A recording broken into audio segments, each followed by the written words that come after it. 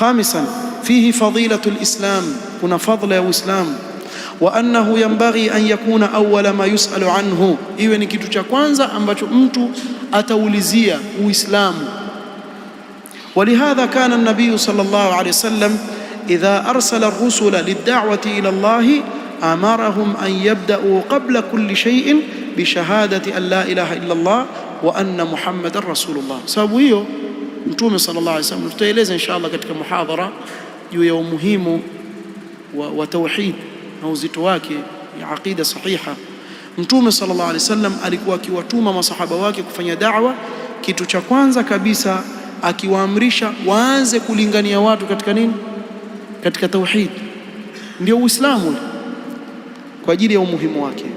Sadisan, fadlu salati wa annaha muqaddamatun ala ghayriha ba'da ash-shahadatayn, fadla ya sala, na kuwa sala ndiyo nguzo inaotangulizwa juu ya nguzo zote zilizobakia baada ya shahada.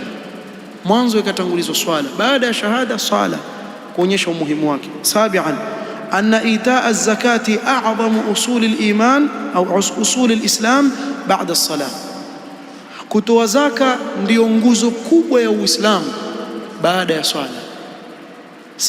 Thaminan, anna sawma ramadhana wa hajj al-bayt min arkani al-islam, kufunga mwezi mtukufu wa Ramadhan na kuhiji katika nyumba ya Allah iliyokongwe ya Al-Kaaba, hivi vitu viwili ni katika nguzo za Uislamu. Tasi'a, fihi bayanu ba'd al-firaq al-mukhalifati li ahli as-sunnah wal jamaa kal-qadariyya, hapa pia tubainishiwa baadhi ya mapote potofu. Sababu asli ya hii hadithi aliyopokea nani? Ibn Umar radhiyallahu anhuma, alipoulizwa kuhusu qadariyya, wale wanaokanusha qadar, akawajibu na hii hadithi aliyopokea kwa babake Umar ibn al-Khattab. Kwa hii hadithi kuna kuwarudi katika watu wa bid'ah al-qadariyya, wale wanaokataa kuwa Allah amekadiria kila jambo linalotokea katika huu ulimwengu. Ashiran, fihi bayanu ahwali nuzuli Jibril alayhi salam ala nabii sallallahu alayhi wasallam, pia tubainishiwa ahwal za namna alivyokuwa akishuka Jibril kwa mtume sallallahu alayhi wasallam. Wakati mwingine akishuka katika sura ya binadamu, lakini ni malaika, haswa akishuka katika sura ya sahaba nani? Dihyatul Kalbi radhiyallahu anhu, sababu Dihya alikuwa na sura nzuri sana, kwa Jibril alikuwa akishuka katika sura ya Dihya.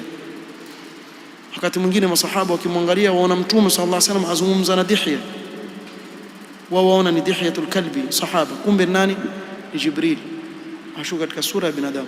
Na Allah amewawezesha malaika kuweza kujigeuza kwenye sura ya binadamu, yani kutokana na lile umbile aliloombia nalo Allah, wajigeuza binadamu. Je, binadamu aweza kujigeuza sura ya kitu kingine? La, binadamu hakupewa uwezo huo.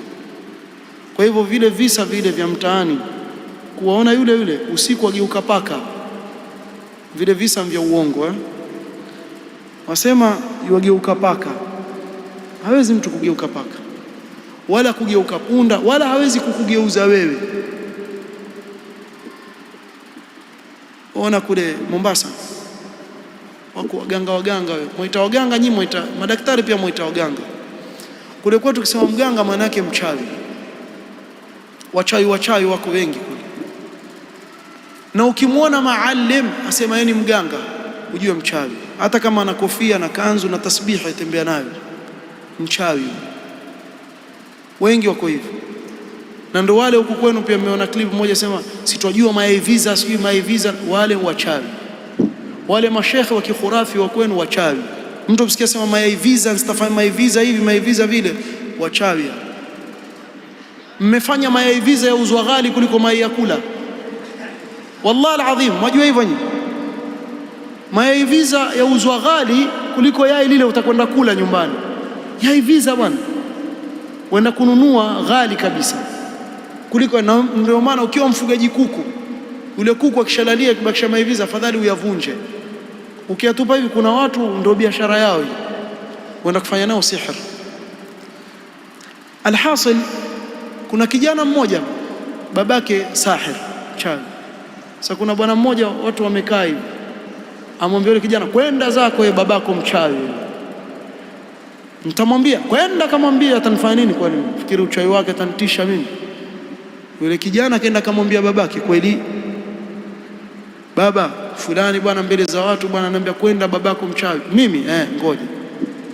Akaja pale, watu mkaa kwa kinyozi, anamwambia wewe umemwambia mwanangu mimi mchawi wataka nkugeuza sungura? Wallahi hivi hivi ambaye wataka nkugeuza sungura wewe, uko mtolea macho ile bwana. Wallahi mrongo, mimi sijasema wewe mchawi, nasema saa ngapi? Wataka nkugeuza sungura? Yeye aamini kuwa kweli yule aweza kumgeuza sungura, kwa mpaka yu hapa kwa jina la Allah kuwa hakusema kitu ambacho wansema kwa uoga wake. Wacha sungura, nigeuze panya kama waweza. Mrongo mzee, mchawi hawezi kukugeuza chochote. Fitrat Allah allati fatara an-nas alayha la tabdila li khalqi Allah, huwezi kubadilisha wewe. Allah akimuumba mtu hivyo ndio hivyo hivyo, hata ukauma ndimu pia atabakia hivyo hivyo, mtu habadiliki. Huwezi kumbadilisha mtu, badilishe wewe. Una nguvu gani?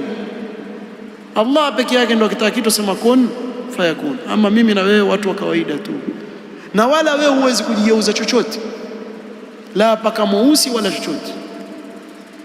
Kwa hiyo hii itikadi chafu hii ambayo si ya kweli pia haimu.